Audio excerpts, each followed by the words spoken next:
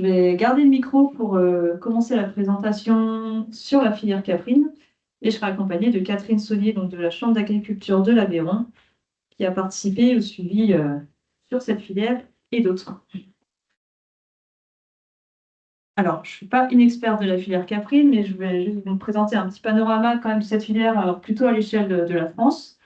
Donc là, c'est les données de l'agence bio depuis 2015. Donc on voit que c'est une filière qui continue sa progression. Il y a forcément un petit ralentissement là sur les dernières années, comme pour toutes les filières en bio. Mais voilà, ça continue à progresser avec notamment des fermes qui continuent à s'engager sur cette filière-là. Ces élevages, ils sont plutôt axés sur le sud-est de la France, donc avec un gros pool d'élevage caprin en Drôme et en Ardèche pour les bio. Beaucoup d'élevage caprin bio en Drôme et en Ardèche. Donc l'Ardèche fait partie du Massif central, ce qui n'est pas le cas de la Drôme, mais il y a quand même des voisins proches. En termes de cheptel, donc là ça change un peu. On voit que les cheptels sont plus conséquents dans le Grand Ouest. Donc là, ça montre bien aussi que finalement, sur notre massif central, on a beaucoup d'élevages, enfin, un certain nombre d'élevages, mais ça va être des élevages plutôt de petite taille, vu que les cheptels en tant que tels sont plus conséquents dans le Grand Ouest. Voilà pour très rapidement une petite revue de la filière caprine à l'échelle de la France, et du coup, on va enchaîner avec les références pour le massif central. Donc, les données qu'on va vous présenter, elles sont issues de différents dispositifs de collecte. Donc, il y a le dispositif de référence, mais il y a aussi le dispositif Inosis réseau d'élevage et Couprod. Donc, les fermes caprines ont été réparties en deux groupes selon la part de production de lait transformé. Donc, pour les systèmes fromagers, on est sur 88% de transformation du lait au minimum. Donc, pour les fromagers fermiers, on a donc un... Mince, ce que j'ai fait. Pardon, excusez-moi. On a un échantillon de 19 fermes. Donc, généralement, ce sont des fermes plus petites, avec moins de surface et moins de chèvres que les systèmes livreurs. Non, comment tu fais comme ça? Ok. Pardon, donc on a en moyenne donc, 3 unités de main-d'œuvre par exploitation, dont une unité de main-d'œuvre salariée. 36 hectares, dont 31 hectares de SFP. En général, donc en moyenne 70 chèvres pour 42 800 litres de lait produit. Sur les systèmes livreurs, donc on est plutôt sur des formes sociétaires, des systèmes qui sont pas forcément spécialisés. On peut avoir des ateliers bovin-viande complémentaires.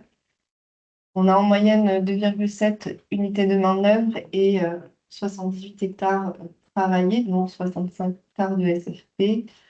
Un cheptel de 247 chèvres pour une production totale de 182 600 litres de lait.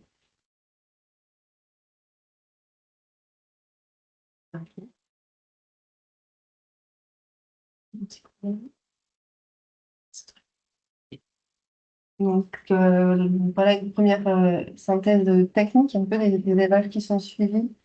Donc, sur les fromagers fermiers, on voit qu'il y a un peu moins de lait par chèvre, hein. On a une productivité plus faible, on a un état de 150 litres par chèvre. Et on constate une baisse entre 2022 et 2023 de 4%. Donc, donc là, c'est des chiffres moyens. Il y a une grande variabilité selon les ateliers en termes de productivité. Donc, on varie de 255 à 876 litres par chèvre pour les fromagers et entre 498 et 939 litres par chèvre pour les livreurs. Sinon, je ne sais pas. Et donc, vous voulez juste... pardon, excusez-moi, on va y arriver. Et du coup, sur la partie distribution de concentré, les fromagers distribuent moins de concentré par chèvre, mais par contre, un peu plus ramené au litre, puisqu'ils ont une productivité plus faible. On voit que les fromagers, par rapport à 2022, ils ont réduit la quantité de concentré distribué pour réduire les volumes en lien avec la baisse des volumes de vente. Et par contre, les livreurs, eux, ont augmenté les quantités distribuées pour augmenter la production de lait et profiter du coup de la baisse du prix des intrants par rapport à 2022. Si on regarde les marges brutes qui sont dégagées par ces deux systèmes, donc on voit que les fromagers fermiers eh bien, dégagent plus de marge brute. Donc on est à 1 446 € par chèvre et 2 451 € au millilitre de lait. Pour les systèmes livreurs, on est à 462 € par chèvre et 1 144 € les millilitres. Et du coup, c'est pareil, on a une grande variabilité donc, entre les ateliers. Donc, ça varie de 1 à 4 en fait, chez les fromagers, de 1 à 6 chez les livreurs. C'est vraiment ce qui va ressortir un peu sur cette filière, cette grande variabilité des chiffres.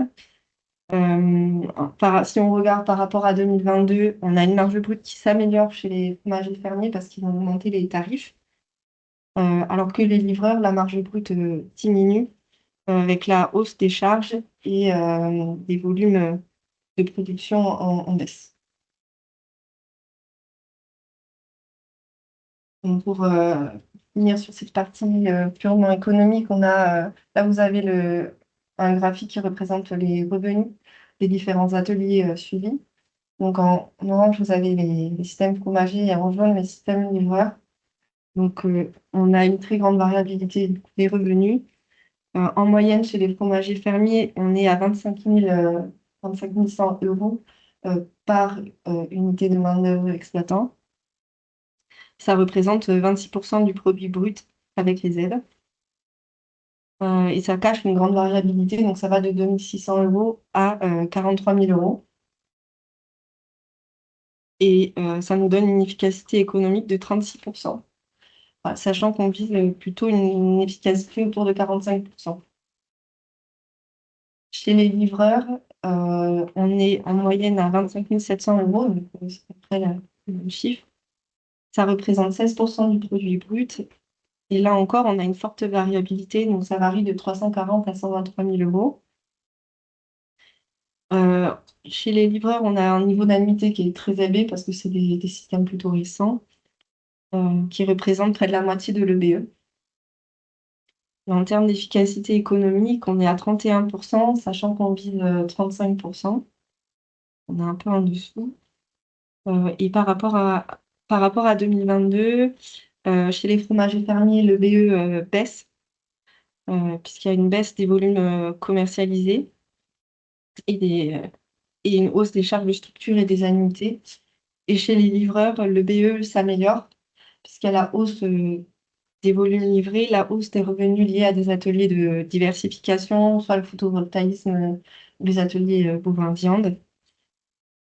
Et par contre, des annuités qui augmentent sur ces ateliers-là. Je prends la parole juste pour un petit point méthodo-théorique sur le coût de production. Pour expliquer un petit peu ce que c'est, parce que c'est une notion qu'on va aborder pour toutes les filières, je pense. Donc le coût de production, il permet de chiffrer un petit peu toutes les dépenses nécessaires pour produire un bien agricole, donc le lait ou la viande, pour ce qui nous concerne en tout cas. Et c'est un indicateur essentiel qui permet d'évaluer la rentabilité et l'efficacité économique d'une exploitation. Une petite précision aussi méthodologique, c'est un indicateur à l'échelle de l'atelier et non pas à l'échelle du système. Donc pour calculer ce coût de production, du coup, il comprend 3 catégories de charges. Donc les charges courantes, ce sont les charges opérationnelles et de structure affectées à l'atelier. Les amortissements, donc là encore tout ce qui est vraiment affecté à l'atelier, donc le matériel destiné à cet atelier étudié, les bâtiments d'installation, amélioration foncière, autres amortissements. Et les charges supplétives, pardon. Donc là-dedans, il y a les terrains en propriété, les capitaux propres et la main-d'œuvre exploitante. Et donc là, petit point méthode aussi, donc la main-d'œuvre exploitante en jaune là sur le graphique, on part du principe qu'elle doit permettre de rémunérer 2 SMIC par UE.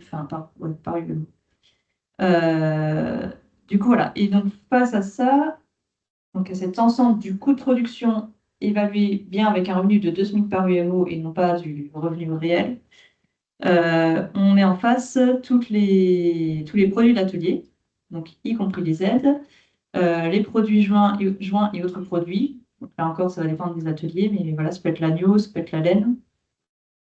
Le produit qu'on étudie, donc soit le lait ou la viande, et voilà, pour tout ce qui est produit. Et donc, à partir de là et de ces deux colonnes, ça peut nous permettre de faire ressortir la rémunération du travail qui est permise par le produit. Donc, comme je vous disais, en jaune, en fait, le revenu en jaune, il est basé sur 2 SMIC par UMO. Mais dans la réalité, les produits de l'atelier sont un petit peu inférieurs, ici en tout cas, ce qui est souvent le cas. Et donc, finalement, ce qui nous reste ici, donc la différence entre les 2 SMIC et le total des produits, ici, ça nous donne la rémunération du travail réellement permise par le produit de l'atelier. Pour ce qui est des ateliers laitiers, donc en bovin, lait, ovin lait, caprin, c'est exprimé en euros par millilitre. Et pour ce qui est des ateliers plutôt viande, c'est exprimé en euros par kilo de viande vive. Et autre intérêt du calcul du coût de production, ça permet de calculer le prix de revient, donc c'est-à-dire à quel prix il faudrait combien de produits il faudrait sortir de l'atelier pour atteindre les fameux 2 SMIC par UMO qu'on recherche ici. Et donc, l'exercice a été fait sur nos 5 filières. Donc, je donne la parole à Catherine pour présenter les résultats obtenus sur les ateliers Caprin. Donc, on va commencer par les systèmes fromager fermier. Donc, à droite, vous avez les produits, donc, notamment donc, en vert clair, ce sont les aides. Ensuite, on a les autres produits, le produit viande en bleu clair et le produit lait en bleu plus foncé. Donc, le produit lait représente 81% du produit et les aides en représentent 15%. À gauche, on a le coût de production, donc qui commence par l'alimentation achetée. En jaune, vous avez les frais d'élevage. En gris, les frais de transformation, de commercialisation. Au-dessus, la mécanisation, le bâtiment et installation, les frais divers de gestion.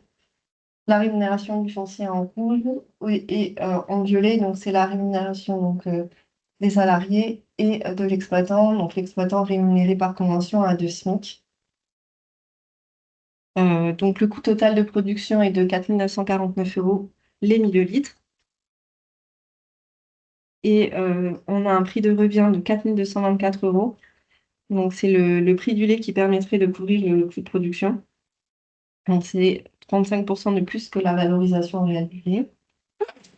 Et comme le prix réel du lait est inférieur au prix de revient, la rémunération réelle du travail de l'exploitant est de 965 € les millilitres, ce qui correspond à 0,9 SMIC brut par humo exploitant. Et par rapport à 2022, c'est une baisse de 0,3 SMIC brut. Voilà, et donc toujours, on a des écarts très importants entre ateliers sur ces résultats de coût de production. Et on voit qu'il existe des marges de progrès sur la productivité du travail, sur la valorisation du litre de lait et la maîtrise des charges pour assurer aux exploitants un revenu satisfaisant.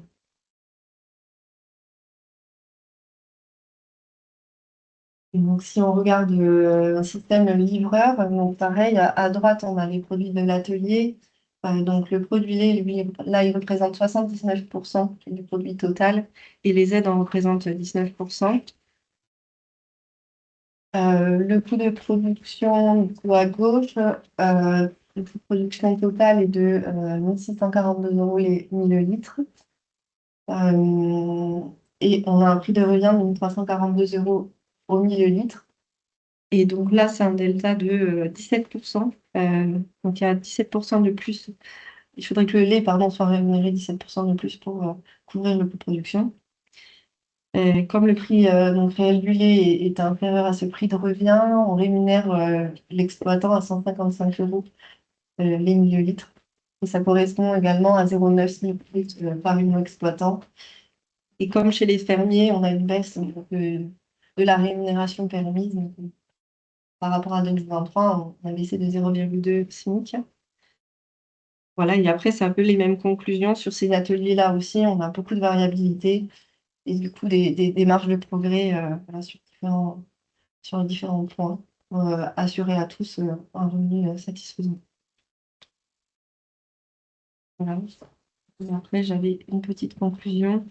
Et donc, en conclusion, sur les fromagers fermiers, en 2023, on voit que les revenus ont baissé, malgré la hausse des tarifs qui a été mise en place, parce que la production commercialisée est en retrait.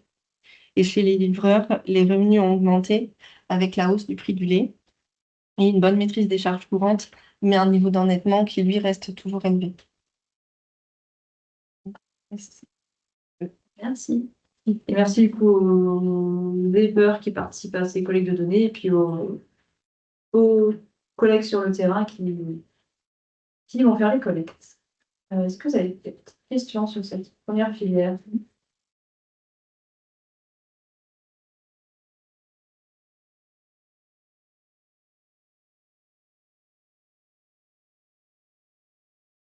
Déjà, merci pour votre présentation. J'avais juste une question sur pourquoi mettre des euros en midi. C'est pour comparer avec les bovins laitiers, parce qu'on a quand même des productions toutes petites en petits ruminants laitiers, c'est juste méthodologie. Enfin,